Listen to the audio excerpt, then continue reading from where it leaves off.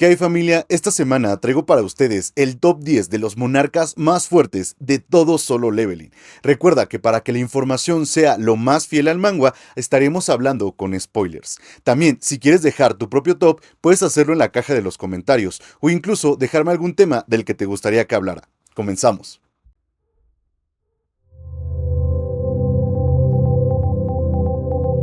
El Sai Kongru.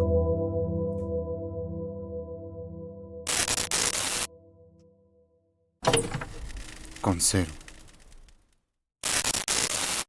Primero, tenemos que tener claro qué son los monarcas. Cuando el ser absoluto decidió dividir la luz y la oscuridad, creando de la oscuridad a los monarcas y de la luz a los gobernantes, por lo que los monarcas buscan la destrucción de todo, mientras que los gobernantes buscan resguardar el orden, siendo así que han librado una guerra durante eones. Ahora hablaremos de los 10 monarcas que conocemos en la obra de Solo Leveling, además de que los clasificaremos del más débil al más fuerte. En el último lugar tenemos a Yogamon, el rey de los espectros demoníacos y monarca de la transfiguración, un ser orgulloso que suele desdeñar a los más débiles, lo que provoca un odio intenso hacia los humanos, al sentirlos como una raza muy inferior. A pesar de su orgullo como un ser poderoso, suele ser muy cauteloso y inteligente, eligiendo pelear solo las batallas que cree que puede ganar. Es por eso que para la pelea final se lía con Antares, para enfrentarse con Jingu. Usando sus habilidades, creó innumerables portales para convocar al ejército de dragones. Sin embargo, cuando Jingu utilizó el miedo de dragón, terminó quedando inmovilizado, igual que el ejército. Si bien el simple hecho de ser un monarca lo hace muy fuerte, las habilidades que mostró no son muy efectivas en batalla, por lo que su inteligencia lo coloca más en un puesto como soporte, siendo un gran aliado en un enfrentamiento. Con el número 9 tenemos a Tarkan, el rey de los monstruos humanoides y monarca del cuerpo de hierro, un ser egoísta y confiado, que despreciaba a la humanidad. Sin embargo, también es muy racional, al darse cuenta de que no podría con Jingu sin la ayuda de Antares. Es por eso que cuando este ataca el mundo humano, lo acompaña y se enfrenta a Thomas André, sin notar que este venía preparado para la batalla, llevando a Belium y a Vero dentro de su sombra, por lo que decide pelear activando su manifestación del cuerpo espiritual de manera inmediata, lo que lo convierte en un golem llameante de armadura grisácea, que le da una capacidad de pelear muy interesante, siendo fuerte y resistente. Sin embargo, él es más un estratega que un guerrero nato. En el top 8 tenemos a Legia, el rey de los gigantes y monarca del principio. Era un ser cruel con un gran sentido del humor, riéndose cuando se encontró con Jingu por primera vez, además de ser muy astuto al tratar de engañarlo. Tras uno de los enfrentamientos entre los monarcas y los gobernantes, Legia había sido capturado y permanecía atrapado por una cadena que absorbía su mana. Podemos ver también un pequeño enfrentamiento entre el rey de los gigantes y Jingu, una vez este último descubre que lo estaba tratando de engañar, y aunque llevaba siglos encadenado, perdiendo mana a cada instante, fue capaz de lanzar ataques muy poderosos, que incluso Jingu lo reconoció como una amenaza futura, por lo que decide decapitarlo antes de que se vuelva más peligroso. En el séptimo lugar tenemos a Keresha, la reina de los insectos y monarca de las plagas. Era un ser malicioso con una gran sed de sangre, que solo deseaba el caos. Sin embargo, tenía un sentido maternal hacia sus secuaces, que incluso trató de doblegar a Beru a su voluntad, logrando frenar a esta sombra siendo una de las más fuertes de todas, además de poder pelear como iguales durante cierto tiempo en contra de Jingu. La monarca de las plagas cuenta con demasiadas habilidades muy rotas, podía manipular el mana, creando manos gigantescas para pelear, además de una regeneración extremadamente rápida. Su manifestación de cuerpo espiritual la convierte en un monstruo insectoide formado por enjambres de insectos, que podía usar como armas, además de contar con la necromancia, que servía para reanimar y controlar a los muertos, usando parásitos. Incluso su propio cuerpo generaba una toxina capaz de matar al instante. Este abanico de habilidades le permitía considerarse un enemigo temible. En el sexto lugar tenemos a Silak, el rey de la nieve y monarca del hielo, un ser arrogante y condescendiente, que no disfrutaba de los conflictos innecesarios, además de impaciente, pues fue el primero en insistir en atacar al recipiente del monarca de las sombras. Aunque Silak sabía que no era capaz de enfrentarse cara a cara a Jingu, logró llevarlo al límite usando su manifestación de cuerpo espiritual, congelando una gran cantidad de los mejores soldados del ejército de las sombras, atrayendo su atención lo suficiente para que Rakan lo atacara por la espalda. Demostró que sus habilidades en la manipulación de su elemento el hielo estaban muy pulidas, además de tener ataques como el aliento de hielo que congelaba todo a su paso, cambiando incluso el espacio físico donde se realizaba. Su magia de hielo le permitía crear armas de hielo y hasta generar enormes tormentas de nieve con la fuerza de un desastre desastre natural sin precedentes, solamente en segundos. Incluso fue capaz de hacer un meteorito gigante de hielo con el que trató de destruir una ciudad entera, siendo un guerrero experimentado y diestro en todo tipo de armas, desde las dagas hasta el icónico tridente. En el quinto lugar tenemos a Varán, el rey de los demonios y monarca de las llamas blancas. Era un ser sádico y despiadado que disfrutaba las peleas. Sin dudarlo, peleó junto a Rakan en contra de Ashbur, en una guerra donde el ejército de demonios y bestias lograron acabar con gran parte del ejército de las sombras, demostrando una habilidad increíble para el combate y una tenacidad poco vista entre los monarcas, junto con una serenidad ante la muerte de la que solo los guerreros más sagaces pueden llegar a experimentar, y aunque terminó muriendo en manos de su enemigo, esto fue debido al inmenso poder de su rival. Aunque muchos lo infravaloran por su muerte, no podemos perder de vista el vasto ejército de demonios que poseía, además de su aliento de relámpago que aturdía a sus rivales, adicional al increíble daño que les causaba. Sin embargo, el punto clave que lo coloca aquí es la habilidad de los demonios de volverse más fuertes al ingerir almas, habilidad que Varán también tenía, pues el mismo Candiaru utilizó el cuerpo del rey de los demonios para diseñar el sistema, lo que lo volvía el enemigo más peligroso a largo plazo. En el cuarto lugar tenemos a Rakan, el rey de las bestias y monarca de los colmillos, un ser agresivo y orgulloso con un instinto salvaje que lo llevaba a ser muy descuidado en batalla, que se llegó a enfrentar a Thomas André, que al principio parecía una batalla pareja, hasta que Rakan liberó todo su poder, activando su manifestación de cuerpo espiritual, con lo que terminó dándole una paliza, siendo también el único con la velocidad y destreza suficiente como para colocarse a espaldas de Jinwoo mientras peleaba contra Silac, asestando un ataque mortal que lo atravesó a la altura del pecho. Esta fuerza salvaje y destreza se deben al excelente uso de su manifestación de cuerpo espiritual, quien parece manejarla a la perfección, siendo capaz de usarla de forma híbrida, pues en una forma completa es un lobo gigante que puede llegar a ser un blanco más fácil para el enemigo. Sin embargo, él puede decidir cuáles son las partes de su cuerpo que se transforman durante la batalla, lo que le da una adaptabilidad inigualable, sumada a su regeneración casi inmediata. No necesita técnicas complicadas, pues confía plenamente en su fuerza bruta, más que en cualquier otra cosa. Y aunque muchos piensan que él es un cobarde por escapar ante enemigos fuertes, este es solamente su instinto animal que no puede controlar. Ya con la medalla de bronce tenemos a Ashbur, el anterior gobernante más fuerte y el fragmento más grande de luz brillante, que después se convertiría en el rey de los muertos y el primer monarca de las sombras. Era tan poderoso que incluso cuando sus hermanos gobernantes consiguieron herramientas con el poder del ser absoluto, su afiliación al bando de los monarcas permitió equilibrar la guerra nuevamente. Este mismo poder fue el que causó un tremendo temor en los gobernantes como en los monarcas, por lo que Antares ordenó a Rakan y a Varán acabar con él. Sin embargo, aun cuando este ya se había enfrentado contra el ejército de los gobernantes, masacrando a una gran cantidad de sus tropas para inmediatamente después pelear contra los dos monarcas, este logró salir vencedor con relativa facilidad, ya que sus habilidades parecían estar diseñadas para la victoria, pues la extracción de sombras le permitía incrementar su ejército inmortal mientras luchaba, siendo que cualquier batalla que se alargara mínimamente era una sentencia de muerte. Además de la umbraquinesis, que es un control total sobre las sombras y la oscuridad en sí misma, siendo capaz de convertirlas en arma, ropa o incluso cambiar su apariencia, para incluso aumentar la fuerza de sus sombras en un 50% durante la batalla. En segundo lugar tenemos a Antares, el rey de los dragones y monarca de la destrucción. Era un ser que se deleitaba con la devastación, confiado y casual en todo momento. Aún con el plan de Jinwoo, que trató de aislarlo de sus tropas, Antares parecía casi no recibir daños de los golpes del monarca de las sombras, golpes que eran capaces de distorsionar el espacio, como lo vimos más adelante cuando permitió la entrada de los gobernantes, única forma en la que pudieron hacerle frente. Siendo el líder de los monarcas, los comandaba casi como si fueran parte de su propio ejército. Su manifestación de cuerpo espiritual lo convertía en un dragón rojo enorme, y también era capaz de manejar con destreza una versión híbrida humano-dragón. Fueron estas afinidades las que le daban el control absoluto de su magia de fuego, que se había ganado el renombre de ser la más destructiva. Su aliento de destrucción era un torrente de fuego que escupía por la boca, que era tan poderoso que destruía permanentemente a los soldados de las sombras con las que se cruzaba en el camino. Y por último recurso tenía el miedo de dragón, un grito infundido en mana que llevaba a cualquiera más débil que él a un estado de desesperación y pánico. Sin embargo, el monarca más fuerte de todos es Song Jinwoo, el segundo monarca de las sombras, quien gracias al sistema tenía la capacidad única de incrementar su fuerza sin límite, hasta convertirse en el cazador más fuerte de toda la humanidad. Siempre fue humilde y benévolo, pero con un deseo ferviente de ser más fuerte. Incontablemente hemos visto sus hazañas y muestras de poder, siendo capaz de limpiar la isla Jeju, misión donde fracasaron 16 cazadores de rango S de forma muy sencilla, cuando ni siquiera había alcanzado el tope de sus fuerzas. Se enfrentó a Thomas André, considerado en ese momento el cazador más fuerte, y a su gremio, tratándolos como niños, permitiéndose incluso no matarlos ni dañarlos de gravedad, como si de un juego se tratara, además de ser el artífice de la mayoría de las muertes de los monarcas que vemos en la línea temporal principal y en la segunda línea temporal mostrada tras la muerte de Antares, es Jinwoo quien se adentra a las brechas entre mundos para cazarlos nuevamente, venciendo a todos los monarcas, incluso Antares, a quien en la primera línea necesitó de los monarcas para derrotarlo. También era el ser con más técnicas y habilidades que conocemos. Algunas de las más destacadas son el desarrollo acelerado que le permitió pasar de ser el cazador más débil del mundo a una de las existencias más fuertes de todas. Tener la extracción de sombras, lo que incrementaba su ejército a cada batalla, y un control absoluto de las sombras que le permitía cambiar de lugar con ellas, percibir todo lo que ellos perciben y hasta incrementar su fuerza. Tiene una recuperación de salud instantánea capaz de recuperar sus extremidades. Ni siquiera puede ser envenenado. Al igual que Antares, tiene el miedo de dragón y una gran cantidad de habilidades para incrementar sus estadísticas de fuerza, velocidad. Sin duda hablamos del monarca más fuerte que se ha visto.